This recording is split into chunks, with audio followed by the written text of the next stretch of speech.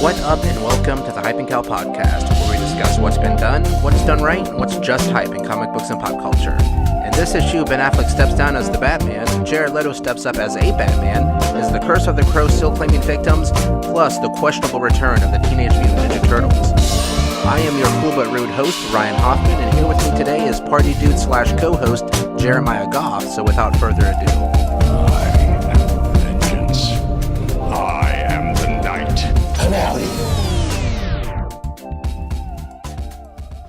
All right, man, we're live. Ho!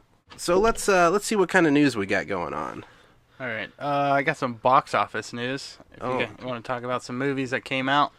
Yeah, man, tell me about the monies. Jurassic World: Fallen Kingdom, $148 million. Its budget was $170, and that's not even worldwide yet. So. And you said the budget was $170? Yeah, so they're on track. Have you seen that one yet? I mean, I don't hate it. I mean, I'm not like a super Jurassic nerd.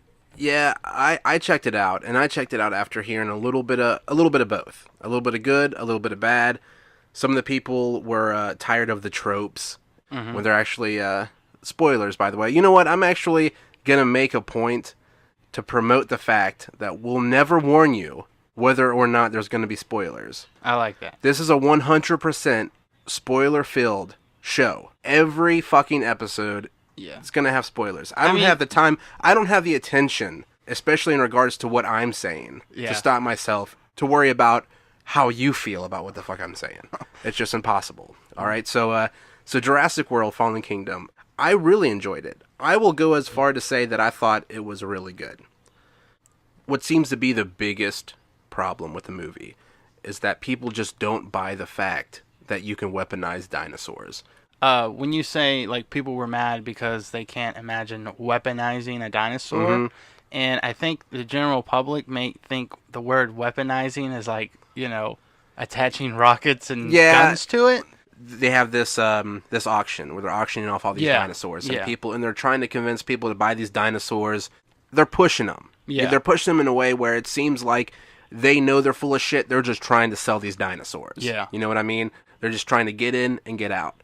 But when they show the Indoraptor, which is their new genetically modified dinosaur, they had this exhibition where a man in the corner had a specialized rifle, and he put a pulsing laser sight on one of the individuals in the front row of the crowd. And they were like, you know, you set the laser sight, and then that's what determines the target. And then the gun also has this acoustic amplifier that sends the signal that only the dinosaur can hear, and that's what triggers the dinosaur to attack. It sounds neat, and it sounds pretty cool, and the way that they show it, it's pretty fun. But the fact of the matter is, if you have a laser on someone, you can just shoot them. How is it more effective to send a dinosaur to kill them than just to shoot him in the chest? Yeah. You can even argue the fact that for noise purposes, it's more of a silent way to just have an animal tear someone apart. I really don't think that's more of a silent way. This would have to be a ninja trained dinosaur to keep its prey silent while it's, I mean, it may be, I don't know, maybe that's something that's, you know, bred into its genes, but I think it'd be more efficient to show him a picture and be like, here's your target, go get him. Yeah, than, true. You know, pulsating a laser at him and an echo device to be like, here, because like you're saying, if you can get a laser on that person, then you should just shoot him, not point a laser at him and then wait for the Indoraptor. Fucking dinosaur. That's got to be within the immediate vicinity. I know we're kind of jumping into spoilers real early on in this episode, but yeah, I just watched this movie last night, so I'm going to yap about it while it's fresh. Yeah. There's not much you can do to expand on the Jurassic Park mythology. Yeah. There's really not much you can do to expand on the idea of Jurassic Park or the idea of what a Jurassic Park movie is. Yeah. Jurassic World did a pretty good job. And they kind of did it in the sense where they acknowledged the movies before. Yeah, like the grandpa is the old guy's like partner or something. Yeah. The determining factor that drove those people apart, which is explained about halfway through in the movie. The anti-Hammond, he was a business partner of John Hammond's back in the day, back in the early 90s, you would imagine, if we're going by the timeline set by the movies. They were torn apart by this difference of ideology. And it's not really explained what it is. It's kind of hinted throughout the movie that John Hammond thought that what he was doing was super whack and even an abomination against God to some degree. She knows very little about her mother. I don't think she's ever seen a picture of her mother. And then you find out that he never had a granddaughter, that he actually cloned his daughter that died. So where they were cloning dinosaurs, he took it one step further and cloned a person. Yeah. That's too much. It's going off the rails. I thought that just including that was all right. I'm sure that a lot of people are like, that's the dumbest shit you can ever put in a Jurassic Park movie. Yeah. Cloning people, totally different from cloning dinosaurs. I mean, who knows? Yeah. So maybe they did the same thing that they did with the dinosaurs, where they had to fill in the genetic code with like amphibian DNA. Mm-hmm. So maybe in the next movie, this little girl finds out that she can breathe underwater and change her sex. Like Waterworld? Yeah. Yeah. They used a lot more animatronics. They used a lot more practical effects. And I think that shows. All the way, man. If you can use animatronics and rubber and robots. Yeah, and we can tell. I mean, before, when we were kids, it's like, oh, this is amazing. Yeah.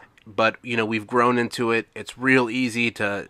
It's not even the fact that it's real easy to tell what's fake and what's real. It's easy to tell what's shoddy work and what they put time into. Because prime example, Steppenwolf from Justice League versus Thanos from Avengers Infinity War. I mean, Thanos looks like a dude.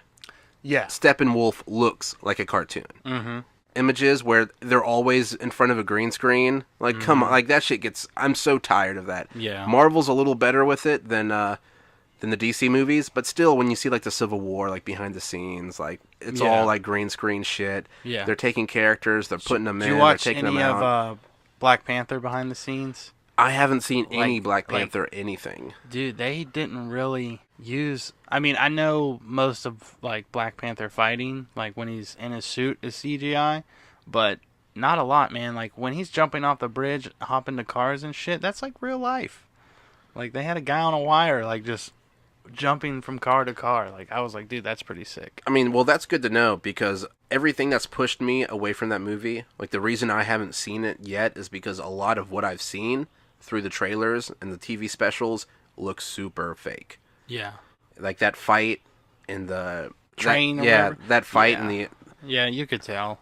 And I think something that should have as much imagery and idealism behind it, like the fact that it's a Black Panther movie and that they're fighting in a literal underground railroad, I think that could have used a little more real life and a little less Xbox 360.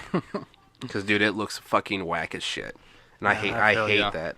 So yeah, just to go on with more random, sporadic, incoherent news. And I wanted to get this right out of the way because I really want to talk about this. So Jared Leto has been officially cast to play Morbius the Living Vampire in the new Sony SpiderMan spinoff.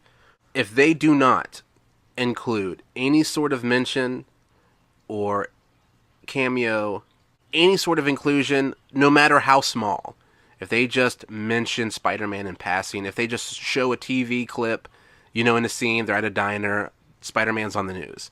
That's all I need to be happy. You don't need to tie it into the movies. You don't need to just pass it off as like this, because they do that shit in movies all the time. Yeah, they connect movies just by a single thread all the time, and we're a little spoiled with this shared continuity, larger universe shit that's just been flooding the market lately, because not a lot of people understand that Sony is lending Spider-Man to Marvel. Yeah. Marvel is helping Sony make money. Sony makes all the money. Marvel makes all the money that includes Spider-Man and their properties, like Infinity War. But essentially, they can do what the fuck they want with Spider-Man. Mm-hmm. So Marvel can't really stop them, but of course Marvel can stop them from forcing their way into the MCU. So anyway, Jared Leto, we all know him as the shitty Joker. The Joker that everyone loves to hate. Juggalo Joker. So yeah, Jared Leto has been cast as Morbius the Living Vampire.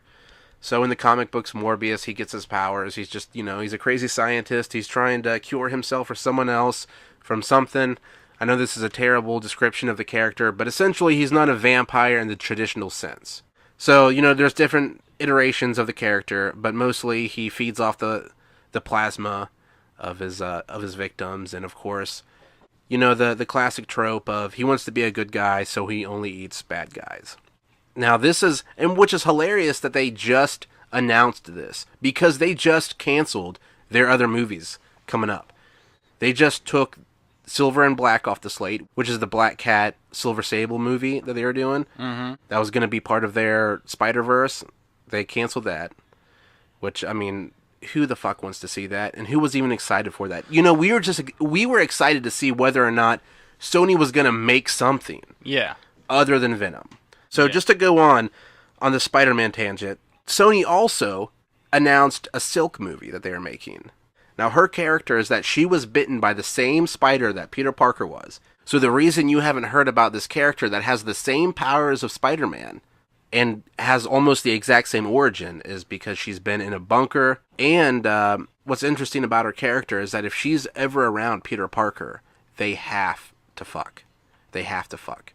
It's like this weird, like, pheromone thing that they have going on, but, like, literally, like, they have to fuck. But the thing about this character is that she has already been introduced into the cinematic universe. See, this is where it gets tricky, because she was introduced, or at least her alter ego, Cindy Moon, was introduced in Spider-Man Homecoming as one of Spider-Man's fellow students. She was even as close enough to be a part of that So quiz we've already team. seen her on screen. Yeah, so she has already been in a Marvel Universe movie. Movie takes place within the Marvel Universe. Okay. And then Sony is going to spin off of that, and I don't know what they're going to do. They could take that actual actress and that character from Spider-Man Homecoming and just write her a new origin, where she gets spider powers like this. But you think that would make a good first movie? A solo movie? Because they can't throw in Spider-Man, right? They could throw in Like, Spider-Man. Does she have her own solo comics? Yeah. She has a few runs by this point, I'm pretty sure. Okay. Because, I mean, for an origin story, it's just like, you know, I got bit by the same spider. I'm in a cellar for 16 years. And, yeah, they can't, I mean, obviously, that would be the coolest thing they could do with the character, is this character was bitten by the same spider, but it's just been stuck in a bunker. Speaking of Sony and Spider-Man, did you happen to read that Todd McFarlane thinks that the Spawn-Venom crossover film could happen? And if it did, what would you expect to see? Well, first and foremost, I really hope it happens. And here's the beauty of it. The beauty of it is that Todd McFarlane co-created Venom, and then soon after created Spawn. And, can you hear that? Thirsty dick. All right, you start over. So Todd McFarlane co-created Venom, and then shortly after, he created Spawn, and you can see the similarities in the characters, obviously. It would be nothing. It would take no fucking effort to make that happen, because, number one, obviously, the ties that Sony has with Marvel, they're completely controlled by Sony in regards to what Sony wants to do with the characters they own. Yeah. They don't have to worry about the greater universe. They don't have to worry about Disney and their Nazi overlords. Yeah. Now, where in the Dark Horse or Icon or Top Cow, those characters belong to their creators. Yeah. All it takes is for Sony to be like, yeah, we'll do it. Yeah. Because that would make money. There's no way that movie would not make money, especially after introducing Venom in the movie. What do you think would make a good plot? There's two ways that this could actually go about. Way number one, and this is the way they introduce crossovers between properties in the comic books. Mm-hmm.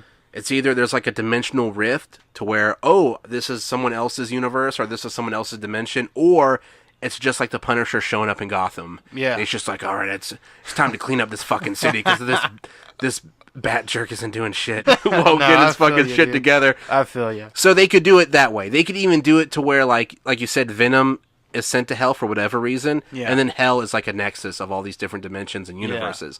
Yeah. Or they can do it to where, like, Spawn shows up in San Francisco or wherever the Venom movie takes place, and they just take it from there. And then maybe that they're after the same criminal. You could turn that shit off. I have it on silent. Don't have it on silent. Have it on shut the fuck up.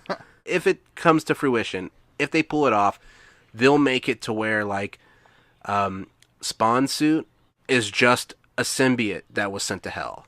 And like, it has a name and it has a story and everything like that. Yeah. But instead of the Spawn suit having demonic origins, they'll just be like, well, this is a symbiote alien that was sent to hell. They could do it like that, and that would be cool, and I would buy that. Dude, they could do whatever the fuck with those characters. Yeah, I'm in it. Like, sky's the limit, yeah, for sure. They could just reboot both characters and just start a whole new fucking story.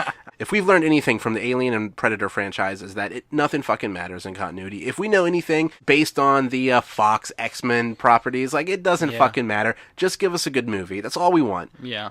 But like I said, if they want to make easy money, Sony and Todd McFarlane, and we'll just go with Sony at this point, because I'm sure Todd McFarlane is shopping this out to other studios. Yeah, I heard that they, like, if Sony distributes Spawn, then it's probably, you know, okay corral on that. Mm-hmm.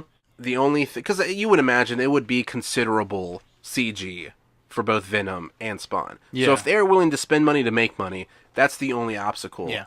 So, what else do we got? So this is really cool. You remember the movie Demolition Man with Sylvester Stallone? Yep. And Dennis Rodman? No, wait, is it Dennis? No, it's Wesley Snipes. Wesley Snipes. Just looks like Dennis Rodman in the movie. That's John Claude and Dennis Rodman. What's that one? Oh, shit. Oh, dude, that's a good one, though. Damn, man. I don't know. We'll look it up. We'll go back to it. Yeah. We'll put it in the post. Right. Make it real obvious. Yeah, Demolition Man. So, Demolition Man, Sylvester Stallone, Wesley Snipes. One of the best cheeseball action movies of all time. Yeah. It takes place in the future. This felon of the past, you know, super murderer. He escapes somehow. He's like in cryogenic stasis, of course.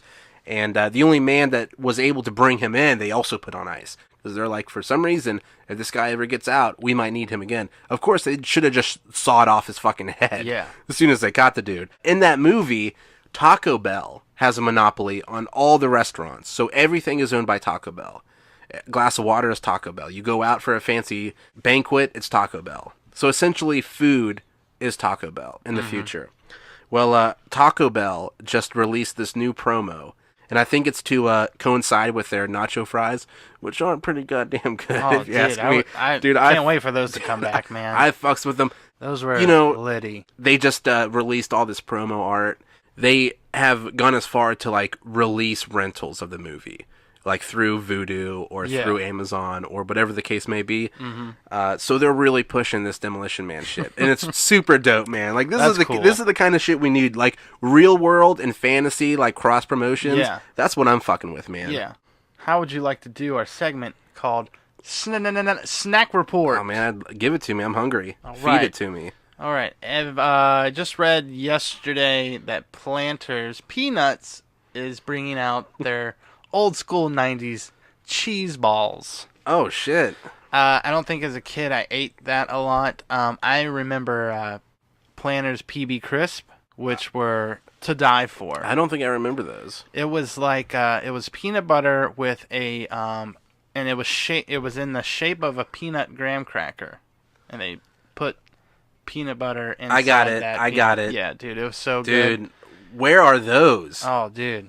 They are long gone, my friend. Where are those? But, dude, I can't believe those ended up falling to the wayside with those fucking craptic circus peanuts. Like, I can't believe that you had to fucking remind me that those exist. I love circus peanuts. Dude, you are just weird as fuck, man. I came across a website called discontinuedfoods.com, and it puts you in the feels, my friend. They just show, like, all these things and when they discontinued and when they were, like, you know, hype and all this stuff. I came across Dunkaroos, Butterfinger BBs. I think now with the whole, like, even with fashion, how, like, 90s nostalgia, grunge, all these things are coming back.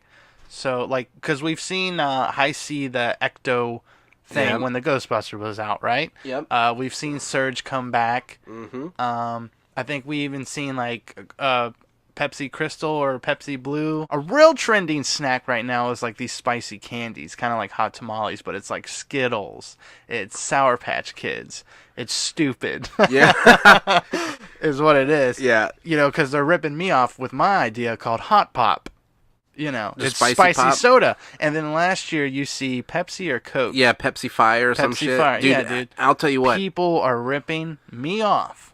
And it's sickening. It's because you keep putting your ideas on Reddit, dude. But it's cool, though, because now we have the internet, we have petitions, we have... Hot Pop. We're starting to get older, and we're like, shit, man, I remember Butterfinger BBs. You know what? I'm going to go online, tweet at Butterfinger, and get all these retweets, and, you know, maybe we'll see it come back. I don't know. Nostalgia is a hell of a drug. One more thing. Nestle... bought Willy Wonka in the 80s, but now Nestle, they're taking Nerds, Gobstoppers, and they're renaming it, like rebranding it, and like people are pissed off. They're like, what the hell? It's cool that you own Willy Wonka, but keep the Wonka name on the Nerds and on the Gobstoppers and on the Runts. But I'm very upset that they got rid of Wonka Randoms. Dude, I don't even know what that is. This is why I'm here. Wonka Randoms is the world's most tastiest, delicious gummies. I'm a big gummy fan, man. No, I feel, dude, I'm right there with fucks you. with the gummies. It's like a variety, you know. Every bag is not the same. And what's cool about these gummies is some are jam filled, some have marshmallow bottoms. You know, they come in shapes of roller skates, unicorns, stars, dude, ships. That's boats, random as fuck. You know, yeah. I didn't think you could get that. And random. they're gone. And it sucks that I cannot present you a bag of it right now. But they've been around. Yeah. So I've just been sleeping on these ridiculously random and delicious candies. Yeah. They're gone. They're long gone, man. That sucks, man. That makes me especially sad. Sure, you can find them on eBay or Amazon, but they're going to be too damn expensive. Where the fuck were you 4 years ago when I was sleeping on this candy? Dude, I'm sure you've had some. No, man. I'm from Mannington, though. You know what the candy selection in Mannington is. Necco wafers. Yeah.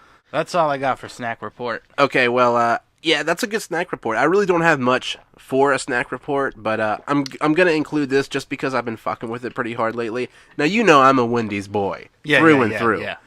You know that I'm an OG Junior Bacon. I don't blame you. Yeah, I'm going to fucking die. I don't blame you. When I feel the sweet release of death coming, I'm gonna pull into the Wendy's drive-thru. If I had my way, the news would sound like this. So everyone, Wendy's has just recently made a decision to recontinue their spicy chicken nuggets.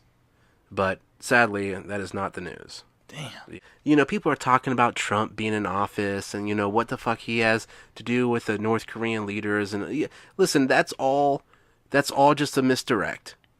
To just take all the fucking flack and all the focus off of Wendy's quietly discontinuing their spicy chicken nugget. Wow. But they still have the spicy chicken wrap. They still have they still have spicy chicken, just not in nugget form, for whatever fucking reason.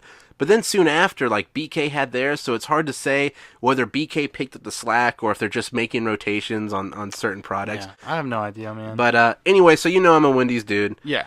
But, you know, there's something about a Happy Meal. Now, if there's one thing that I can say about Wendy's... Yeah, they don't support kids. Dude, their toys are garbage. Because their toys are just like little, like, arts and crafts thing. Yeah. Like things that you build or stick together. Yeah. Just dumb shit. They just go right into the trash. Yeah. So, you know, I'll go to McDonald's. I'll get a Happy Meal for Cannon. But they have this new promo that their quarter pounders are hotter and juicier. Like hot as in spicy? No, just hot. Just hot. They weren't hot before? I guess that's what you're gonna get. This fucking sandwich served to you hotter than you ever have in your entire life. I mean, it's essentially a hotter, juicier meat sponge than before. But that's all I got for snack related news. Is that I was gonna say we could go on forever. Dude, it's like, just I was about to be like, dude, I'm not even a fucking burger guy. Don't talk to me about burgers. Well, anyone listening, if you're a fan of the quarter pounder, especially Jonas Dixon, if you're listening, and I know you're not, go fucks with that new hot juicy thing. Yeah, East Side opened up their new McDonald's. I saw that. Let's end it there, dude. If it's not open 24 hours, I don't give a half a shit. I don't know. You remember how ill it used to be? It's like 2:30 in the morning, 3 o'clock in the morning. Dude, where are we gonna go? Like, you used to be able to go somewhere. You used to go to Mickey D's, sit down, order some chicken nuggets, act belligerent, be drunk as fuck. But now there's meth out there, man. Yeah. Dude, who knows, man? There's meth everywhere. Yeah. Now. So,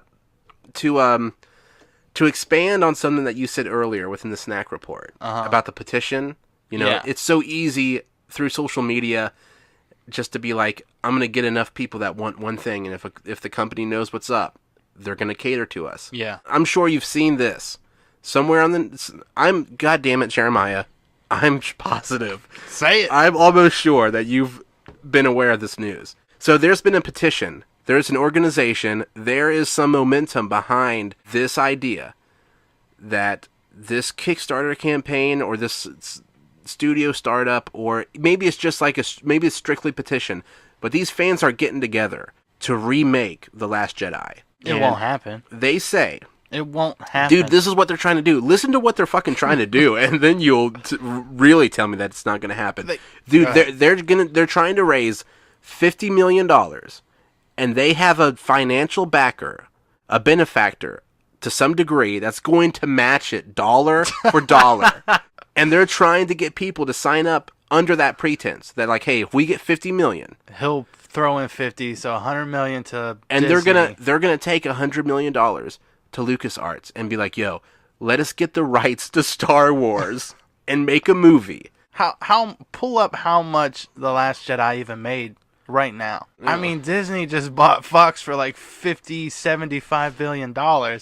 Disney just got approved yesterday. Yeah, when a certain company owns so many properties, it gets dicey. Yeah. Like the big thing with Disney owning Fox is that Disney owns ESPN. Yeah. And ESPN's competitor is Fox Sports. Yeah. So if they were to own both, they would have a monopoly, and they would be the determining factor. So I understand. Of course, we just want to see Wolverine in the Marvel Cinematic Universe. X-Men and all of them. The one thing that we would like, or the only thing that we like a little bit less than the fact of seeing X-Men within the Marvel Cinematic Universe, is the fact that we do not want Comcast owning that shit. No. Because Comcast is the worst ever. It is the literal worst, and no one's happy with anything that they do, and they just need to step the fuck off forever.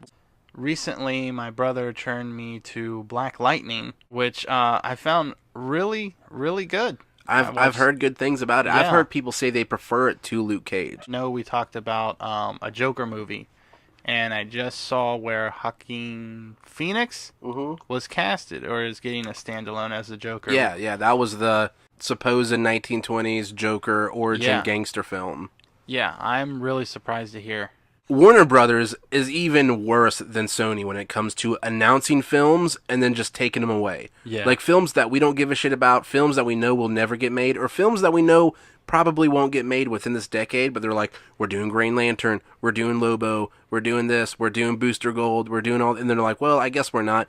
And like you said the last episode, just make a fucking Batman movie. Yeah. Speaking of which, Ben Affleck supposedly exiting the Batman. I'm pretty sure this is as official as it'll ever get, most definitely as official as it has been. But Ben Affleck stepping down as Batman, we're all sad to see it. We just wanted to see a good Batman. We wanted to see the BVS Batman as played by Ben Affleck. Yeah. And we wanted to see that in a movie of his own, made by someone who's capable of handling the Batman character. BVS made all the money, for sure. Yeah. But critically, it definitely, let's just be happy that it exists, well praised, and that we got to see Ben play Batman.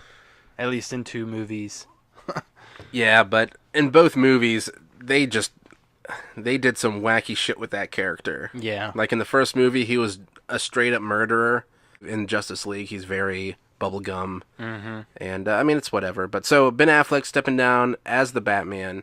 And that's the thing, so we have Ben Affleck exiting the Batman. They're putting 2 fucking Joker movies out. They're putting 2 separate, unrelated Joker movies out. Yeah. With 2 different actors. They don't have one Batman. They can't keep a Batman. Dude, what the fuck are they even doing? Nobody gives a shit about Harley Quinn. Nobody gives a shit about the Joker. No one gives a shit about the Suicide Squad. People hardly give a shit about their friends and family. And then they're scrapping Dark Universe. Speaking of DC movies, Aquaman's coming out. A lot of news coming out in regards to Aquaman and Wonder Woman.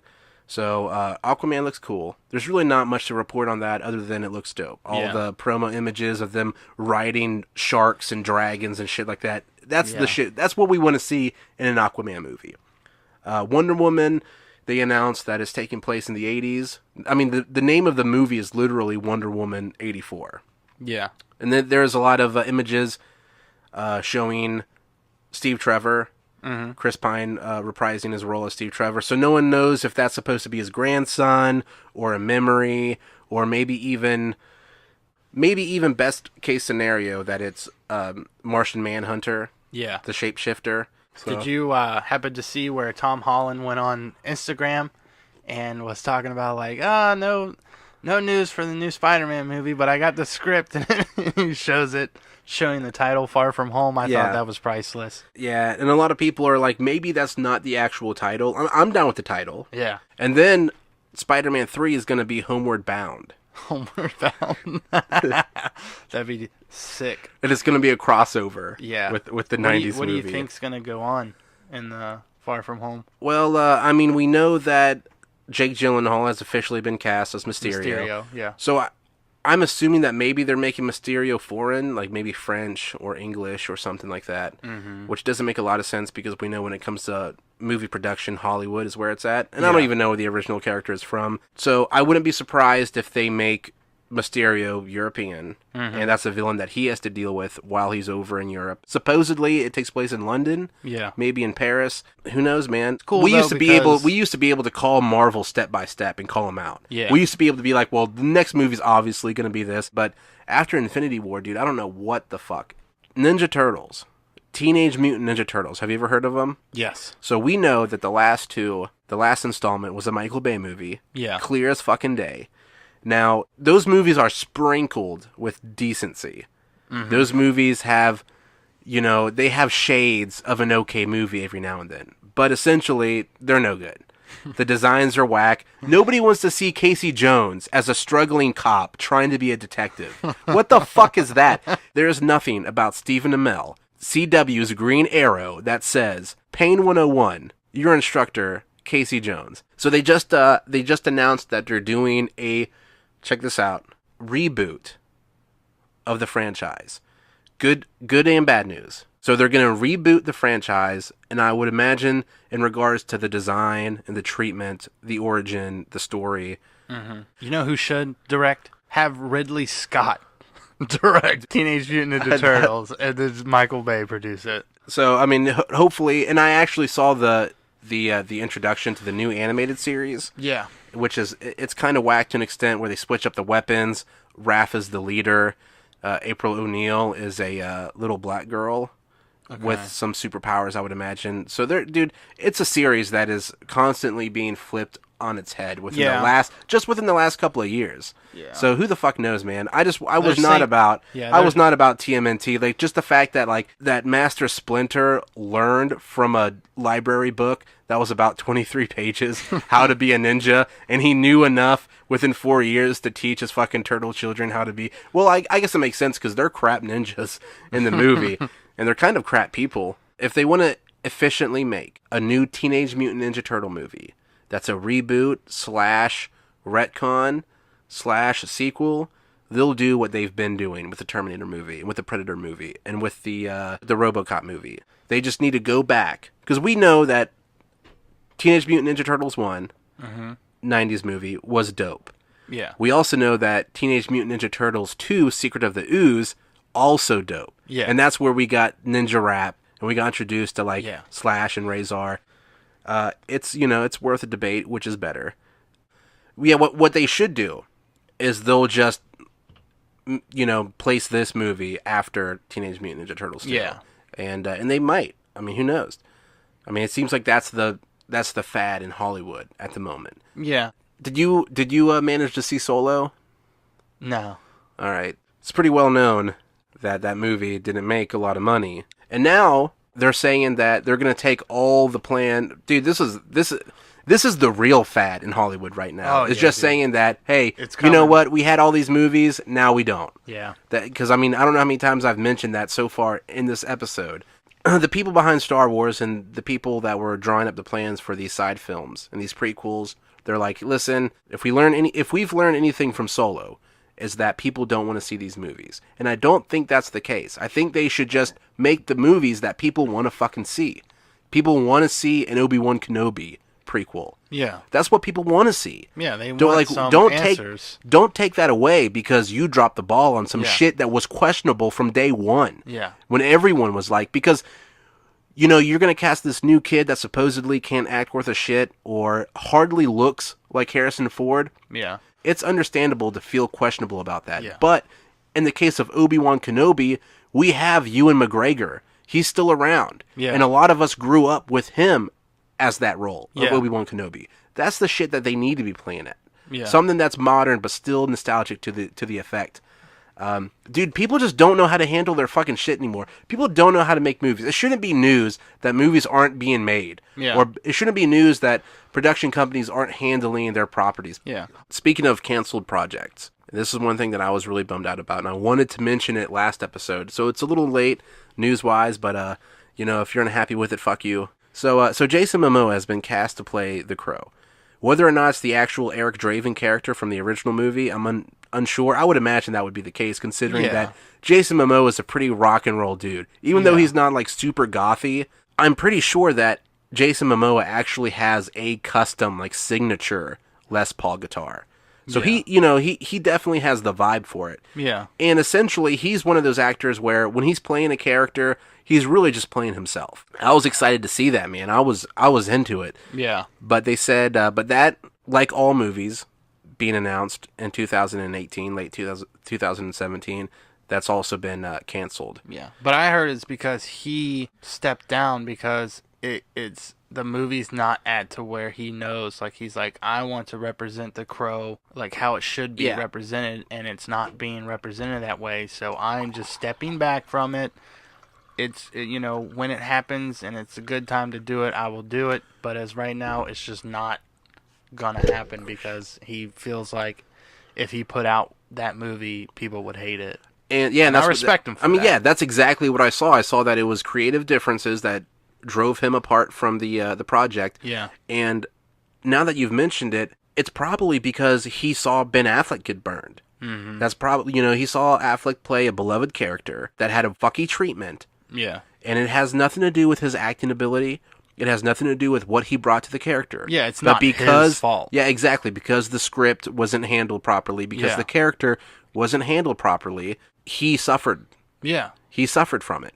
And so that's probably exactly what Jason Momoa is thinking. Yeah. He's like, I don't want to play this fucky Crow and have everyone hating me just because you guys don't know how to rewrite a movie that was made 10 years ago. Yeah, to the public, he is the face of it, just like Ben Affleck. So anybody who's pissed off is going to go and tweet Ben. They're not going to go and tweet the scriptwriter or, the character developer and things like that. Like, oh, you fucking ruined Batman. Exactly. And, even though the Crow definitely isn't on the same pedestal as the Batman. No. But still, when it comes to 90s nostalgia, the Crow hits pretty hard. Yeah. It's going to be, 30s to, late 20s in that theater. Yeah, for sure. That.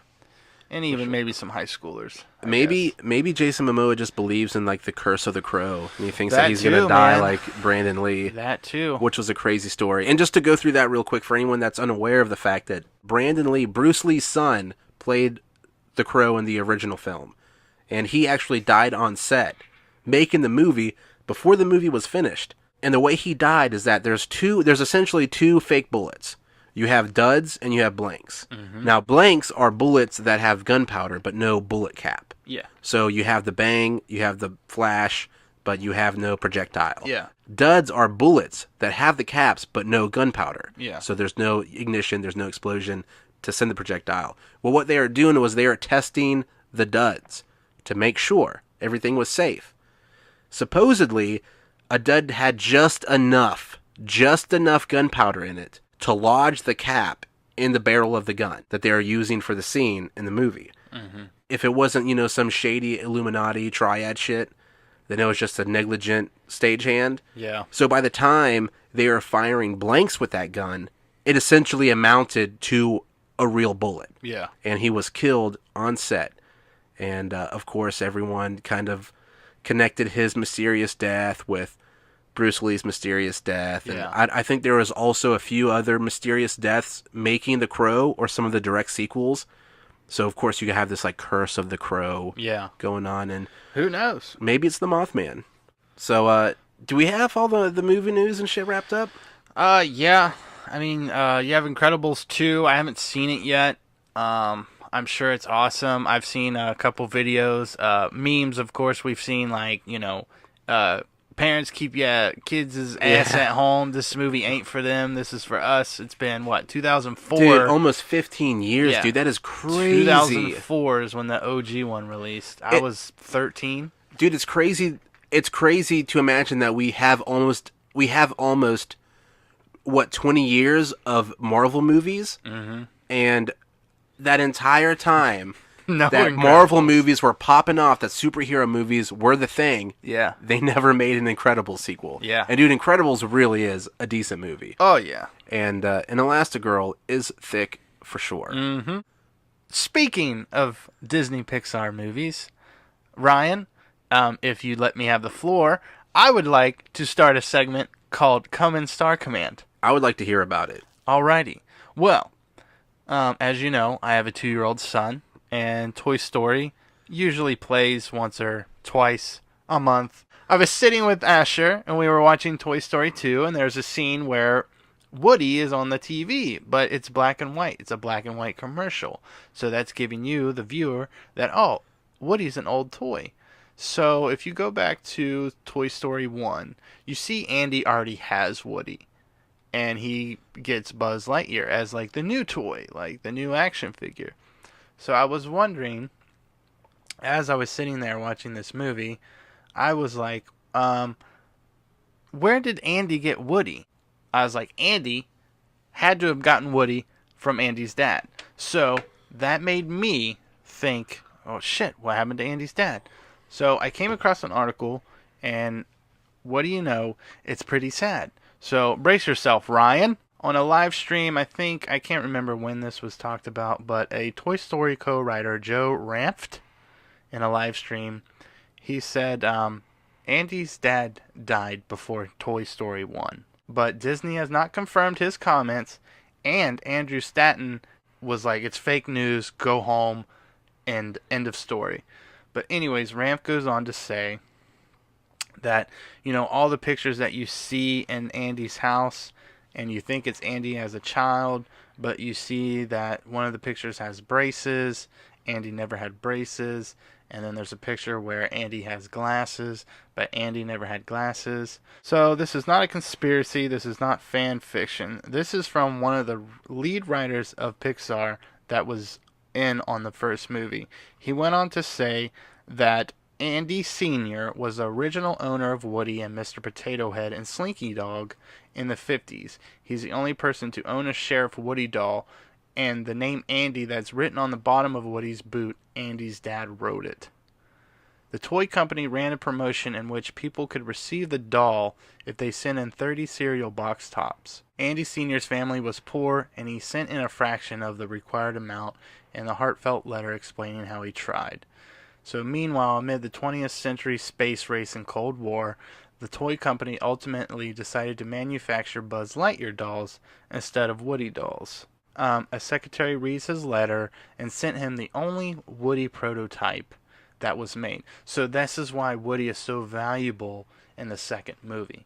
But anyways, Andy Sr. was a sickly child and contracted polio, which did not have a vaccine back then. He lost the use of his legs, and they're going to send him to a special hospital, and they've taken everything from Andy's room and put it into the middle of the backyard and poured gasoline on it to burn everything, including Sheriff Woody, Mr. Potato Head, and Slinky Dog. He said Andy Sr. crawled out into the yard, saved the toys, and locked them in a trunk in the attic, telling the toys to go to sleep. So, there's a question there. Were they talking to Andy Sr.? Because they never talked to Andy or any humans. But anyways, he locked him in the trunk and put him in the attic, told him to go to sleep forever. He said, listen, Sheriff Woody, I have to go away. I have to go to a hospital far away. I'll promise I'll come back for you. You've got to sleep for a long time, like the longest, deepest sleep you've ever had. I love you very much. Like, dude, this is gut-wrenching, man. This is, anyways, Andy Sr.'s health improved. He got married and he had a wife, and they had Andy Jr. Then his health deteriorated. They did not have health insurance, lost their house, and were penniless. The whole family moved in with Andy Sr.'s mother back into his childhood home, is why it explains the pictures of young Andy on the walls, Andy Sr. And Andy Sr. and the wife was pregnant with their second child, little Andy's sister. So this is where it gets really sad. Andy's father asked Andy to come into his room. It was like hospice. He pulled out a key, a little key. He told Andy to go upstairs and go on go to a certain spot in the attic. There's someone in that box that's going to be your favorite deputy. He's going to be your best friend. You're going to need a friend, and I want you to have my best friend as a child. Dude, I'm tearing up just reading this, man. This is crazy. Andy Sr. then passed away. Okay, so Ranif went off to say, I said, I can't believe that. I can't believe you. There's no way you killed off Andy's dad like that. And the Pixar writer was like, we're Disney. We killed off Cinderella's father in the first 5 minutes. And you got to think of like Bambi's mom. Oh, yeah. Like, dude, they're brutal when it comes to these things. After the death of Andy's dad and Andy's dad's funeral, Andy finally opened the trunk and discovered the toys. They thought it was Andy's dad as a child. So that's how he looked when he packed them up. They had no idea time had gone by.